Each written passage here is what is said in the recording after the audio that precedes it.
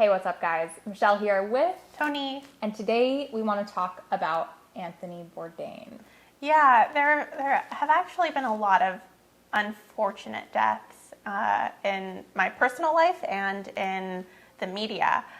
Just 2 weeks ago, a friend of mine committed suicide, and then followed by that was Kate Spade's death, and then Anthony Bourdain's death. And so it made me feel a lot of compassion for people who are suffering from any mental challenges, whether it's depression, whether it's another chemical imbalance, whether it's just a lot of really negative things happening in someone's life and they feel alone and they don't have anybody. But one thing that Michelle and I wanted to give a little bit of chat about was that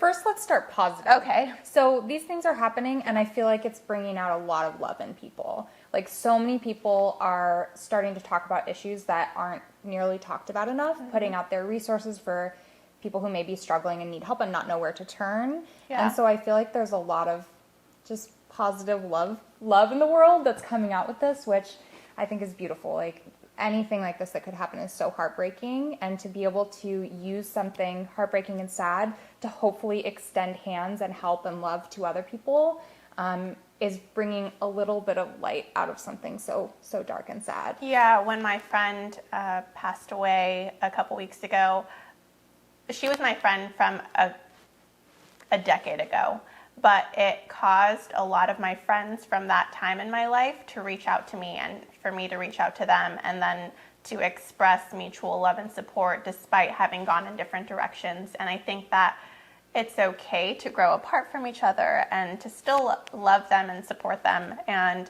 I did appreciate what Michelle was saying, that it inspired people to let others know that they are loved, and that if anything is needed in the future or in the present, please contact them. And it has brought that in myself, but can I be negative now? Yeah. Okay. It disincentivizes me a little bit, because I have seen people, for example, using Anthony Bourdain and expressing their grief. And a lot of my friends, especially who are foodies and who are recipe creators, looked up to Anthony Bourdain despite his opinions about animals and his use of animals in his cooking, because he knew a lot about food and he had such a huge platform that reached them and that spoke to them. So I saw a lot of people expressing grief and sadness and talking about how important of an influence he was on their lives, even though they were vegan.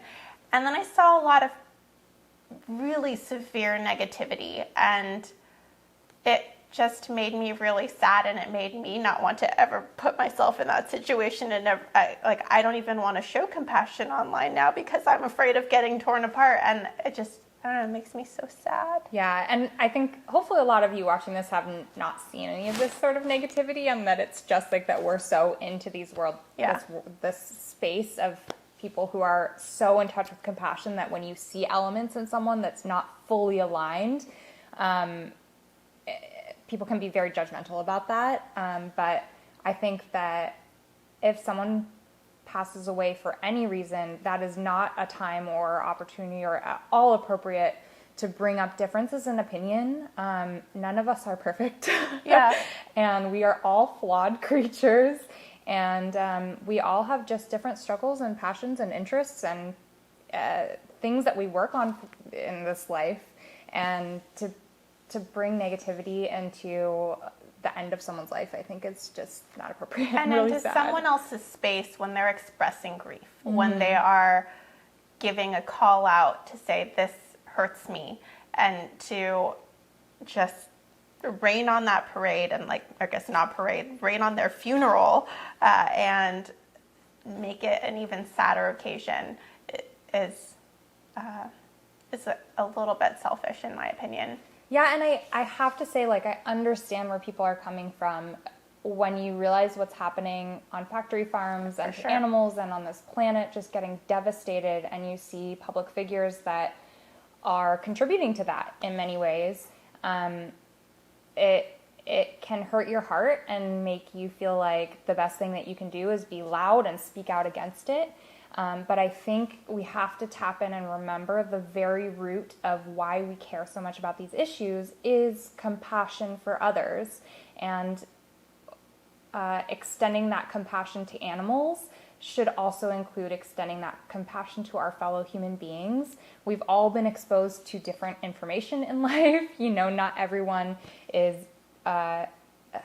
just on the same path. And I think making sure that we're being positive examples and light and like just being a great example of the things that you care about is great. And you can do so much more by just leading by example than you can by tearing people down. Yeah, and on that note, I feel like it makes me more conscious. I already don't contribute to negative commentary online, but it makes me more sensitive of, you never know what someone's going through when they're expressing their opinion online, and then you call them an awful person or like are mean-spirited in any way, or if you treat someone poorly, you just never know the impact it may have on them. And I'm reading this really great book, and it's all about compassion and forgiveness and love and expression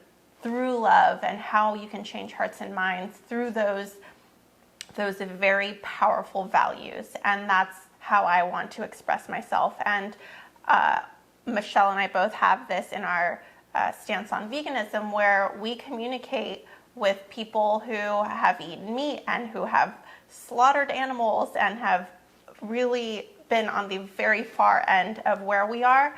And we've changed hearts and minds through compassion and kindness and understanding and mutual respect. So, that kindness I want to put out in the world and have conversations in a respectful manner. Yeah, and we've also had people that are on the path of change or very much want to change eating habits or go plant-based and are so excited and enthusiastic about it. And it's impossible to be a perfect vegan. That doesn't exist. There's always going to be times where we eat something we don't realize, or we just mess up, or we're somewhere where it's just way harder. And we've seen situations where people who are trying their best accidentally eat something and get called out and just hated upon by people, or just and then want to just give up completely. Mm-hmm. Like, I don't want to be associated with this word. It's scary. If I can't live up to it, I don't want to let people down. And that vegan policing, like, frankly, just needs to stop. That's not helping anyone. But also just as much as it's just, that's rude and unhelpful and actually doing the opposite of what you want to be doing, it's just not in line with compassion. Like, if you have compassion for someone else and you see them eating something non-vegan and you want to say something, like, be like, hey, you might not have realized this, but just FYI, I'm not sure, like, just FYI, this isn't vegan, here's like a vegan alternative. But if you're like, Toni, I thought you were trying to be vegan and now I see you eating this, like, what? That can be so hurtful. Yeah. And I think we just need to be so careful with our words to other people. And often when I'm in that situation and I see someone who's trying to be vegan but is maybe accidentally eating something that's not vegan, I share a personal experience about how I've done the same exact thing, because I have. Yeah. Like, I still accidentally eat vegan, non-vegan things all the time. The other day I bought guacamole and I was with another vegan and someone who is lactose intolerant and really couldn't have dairy. And we were like digging in, like, why is this so spicy? I don't know. Dan looks at the ingredients and he's like, there's milk, there's whey, there's like every type of dairy you could possibly squeeze into that, like, grocery store made guacamole was in there, and I just didn't even look.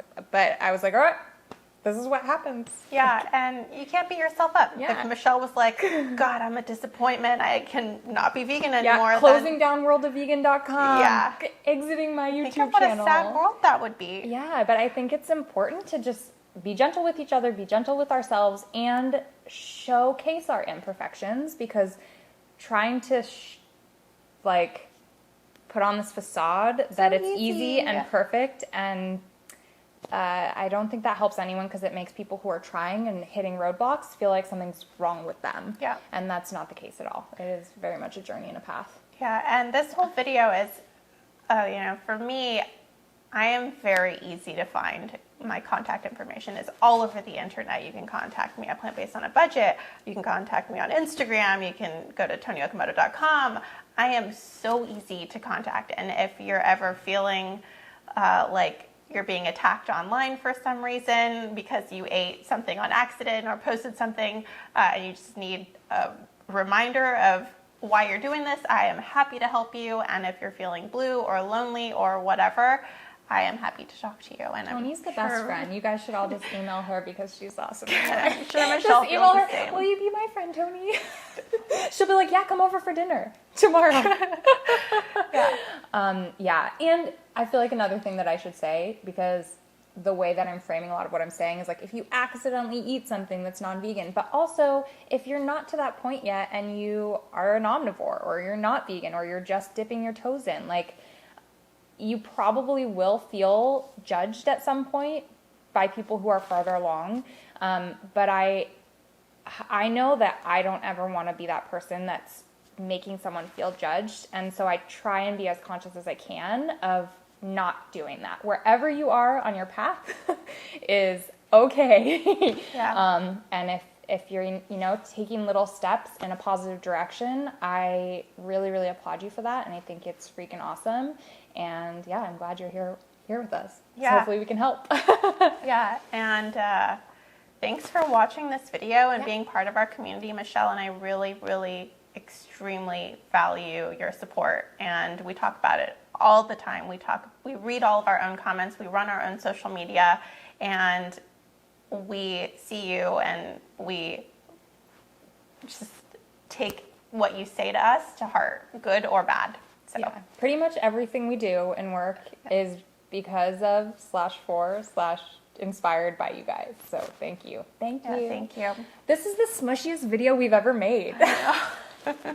You are appreciated. Just remember that. And if you don't feel like that, I will appreciate you. Just contact me. Yeah, I'll give you a big virtual hug. Love you guys. Bye. Have a beautiful day. Bye.